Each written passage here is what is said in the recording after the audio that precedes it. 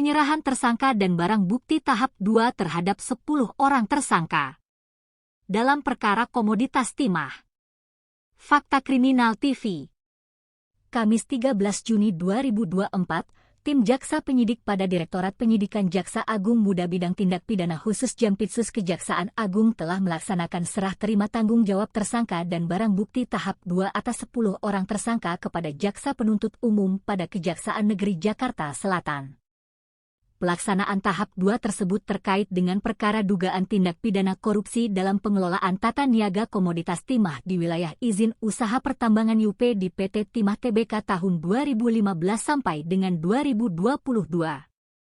Adapun 10 orang yang dilakukan tahap 2 yaitu tersangka MRPT selaku Direktur Utama PT Timah Tbk periode 2016 sampai dengan 2021, dilakukan penahanan di Rumah Tahanan Negara Salemba Cabang Kejaksaan Negeri Jakarta Selatan.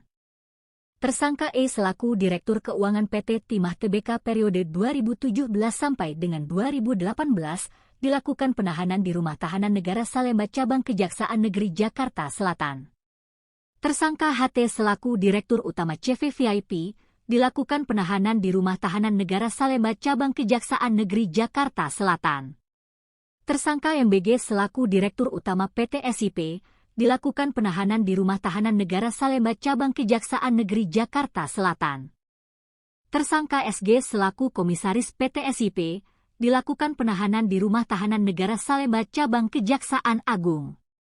Tersangka RI selaku Direktur Utama PT SBS, dilakukan penahanan di Rumah Tahanan Negara Salemba Cabang Kejaksaan Agung. Tersangka Bayi selaku ex-komisaris CV VIP, dilakukan penahanan di Rumah Tahanan Negara Salemba Cabang Kejaksaan Agung. Tersangka RL selaku General Manager PT TIN, dilakukan penahanan di Rumah Tahanan Negara Salemba Cabang Kejaksaan Agung. Tersangka SP selaku Direktur Utama PT RBT, dilakukan penahanan di Rumah Tahanan Negara Salemba Cabang Kejaksaan Negeri Jakarta Selatan. Tersangka RA selaku Direktur Pengembangan Usaha PT RBT, dilakukan penahanan di Rumah Tahanan Negara Salemba Cabang Kejaksaan Agung. Terhadap para tersangka tersebut, dilakukan penahanan selama 20 hari ke depan dan perkaranya akan segera dilimpahkan ke Pengadilan Tindak Pidana Korupsi. Selanjutnya, tim penyidik turut menyerahkan sejumlah barang bukti yang berkaitan dengan dugaan tindak pidana yang dilakukan oleh para tersangka antara lain dokumen, sejumlah uang tunai dan logam mulia, 3 unit mobil, 90 sertifikat tanah. Kasus posisi pada perkara ini yaitu dalam kurun waktu tahun 2015 sampai dengan 2022, tersangka SG selaku Komisaris PT SIP dengan dibantu oleh tersangka MBG selaku Direktur Utama PT SIP melakukan penambangan dan pengumpulan biji timah yang berasal dari UP PT Timah Tbk dengan melawan hukum.